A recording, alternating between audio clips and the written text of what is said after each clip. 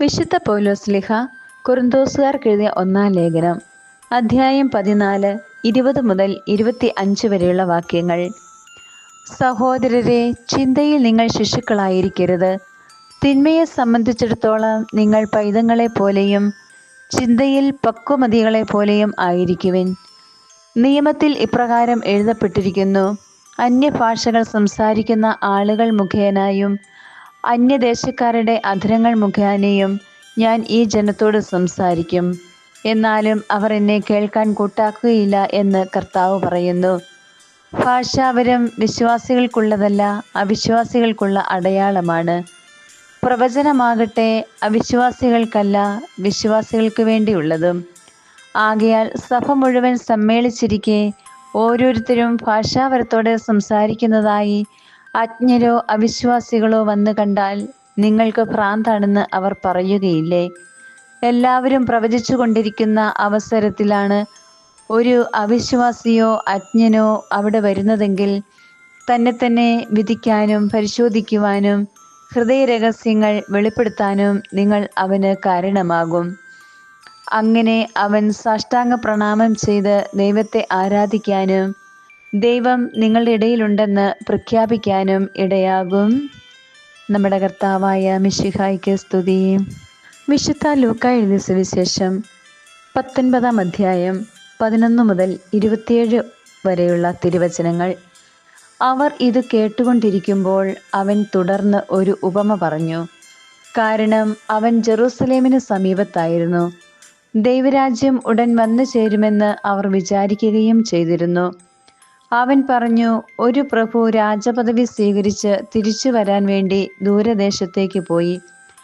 അവൻ ഭൃത്യന്മാരിൽ 10 പേരെ വിളിച്ച് 10 നാണയങ്ങൾ അവരെ ഏൽപ്പിച്ചുകൊണ്ട് പറഞ്ഞു, ഞാൻ തിരിച്ചു വരുന്നതുവരെ നിങ്ങൾ ഇതുകൊണ്ട് വ്യാപാരം ചെയ്യുവിൻ. അവൻ്റെ പൗരന്മാർ അവനെ വെറുത്തിരുന്നു. ഈ മനുഷ്യൻ ഞങ്ങളെ ഭരിക്കാൻ ഞങ്ങൾ ഇഷ്ടപ്പെടുന്നില്ല എന്ന നിവേദനവുമായി അവർ ഒരു പ്രതിനിധി സംഘത്തെ അവൻ്റെ പിന്നാലെ അയച്ചു. എന്നാൽ അവൻ രാജപദവി സ്വീകരിച്ച് തിരിച്ചു വന്നു. താൻ പണം ഏൽപ്പിച്ചിരുന്ന ഭൃത്യന്മാർ വ്യാപാരം ചെയ്ത് എന്തു സമ്പാദിച്ചുവെന്ന് അറിയുന്നതിന് അവരെ വിളിക്കാൻ അവൻ കൽപ്പിച്ചു. ഒന്നാമൻ വന്ന് പറഞ്ഞു, യജമാനനെ, നീ തന്ന നാണയം 10 കൂടി നേടിയിരിക്കുന്നു. അവൻ പറഞ്ഞു, കൊള്ളാം, നല്ലവനായ ഭൃത്യ. ചെറിയ കാര്യങ്ങളിൽ വിശ്വസ്തനായിരുന്നതുകൊണ്ട് 10 നഗരങ്ങളുടെ മേൽ നീ അധികാരിയായിരിക്കും. രണ്ടാമൻ വന്നു പറഞ്ഞു, യജമാനനെ, നീ തന്ന നാണയം 5 കൂടി നേടിയിരിക്കുന്നു. യജമാനൻ അവനോട് പറഞ്ഞു, 5 നഗരങ്ങളുടെ മേൽ നീ അധികാരിയായിരിക്കും. വേറൊരുവൻ വന്നു പറഞ്ഞു, യജമാനനെ, ഞാൻ തുണിയിൽ പൊതിഞ്ഞ് സൂക്ഷിച്ചിരുന്ന നിന്റെ നാണയം ഇതാ. നിന്നെ എനിക്ക് ഭയമായിരുന്നു, കാരണം നീ കർക്കശനും വയ്ക്കാത്തത് എടുക്കുന്നവനും വിതയ്ക്കാത്തത് കൊയ്യുന്നവനുമാണ്. അവൻ പറഞ്ഞു, ദുഷ്ടഭൃത്യ, നിന്റെ വാക്കുകൊണ്ട് തന്നെ നിന്നെ ഞാൻ വിധിക്കും.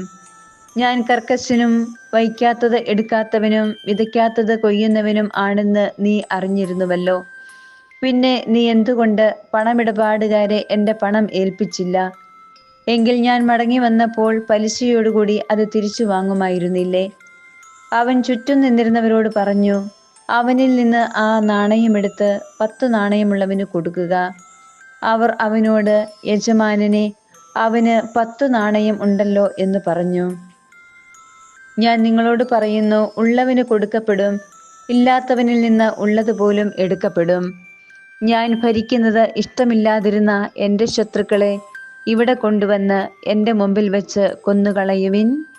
നമ്മുടെ കർത്താവായ മിശിഹായ്ക്ക് സ്തുതി.